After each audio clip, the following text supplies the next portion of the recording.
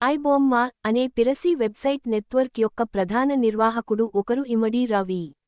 ఆయన 2025 నవంబర్ మధ్యలో హైదరాబాద్లోని కూకట్పల్లి ప్రాంతంలో అరెస్ట్ అయ్యారు. ఆపరేషన్ వివరాలు: రవికి పెరుగుతున్న ఐబొమ్మ కాంటెంట్ పైరసీ నెట్వర్క్, వారి ద్వారా తెలుగు సినిమాలు, కొత్త రిలీజ్ సినిమాలు, ఓటీటీ కంటెంట్ చౌకగా అందించబడ్డాయి. ఆయనకు కారిబియన్ ద్వీప సరణి వచ్చినట్లు సమాచారం. భారత పౌరత్వం 2022లో వదిలివేశారు మరియు కారిబియన్ దేశంలో పౌరుడిగా మారారని వివరాలు ఉన్నాయి. ఆయన ఒక సాఫ్ట్వేర్ కంపెనీ పేరు ఇన్ఫోటెక్ అనే సంస్థకు సీఈఓగా కూడా ఉన్నట్టు సమాచారం.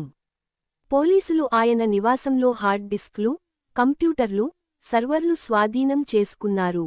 వర్తకదక్షతతో వినియోగదారులను బెట్టింగ్ యాప్ల వైపుకు లీడ్ చేయడం, డొమైన్ల మార్పులు ద్వారా ట్రేసింగ్ రోధించడం వంటి వ్యవహారాలు ఉన్నాయని అధికారులు చెబుతున్నారు.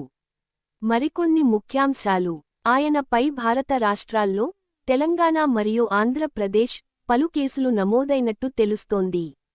పైరసీ ద్వారా సినీ పరిశ్రమకు భారీ నష్టం జరిగిందని పరిశ్రమ వర్గాలు భావిస్తున్నారు. ప్రస్తుతం రవిని జడ్జిమెంట్ ముందు రిమాండ్లో ఉంచారు. అనుమానాలు మరియు నిబంధనలు: ఈ కేసులో డీఆర్ఎం హాకింగ్, సర్వర్లు ఉల్లంఘించడం, పైరసీ కంటెంట్ తప్పుగా అప్లోడ్ చేయడం వంటి నేరపూరిత చర్యలపై దర్యాప్తు జరుగుతోంది.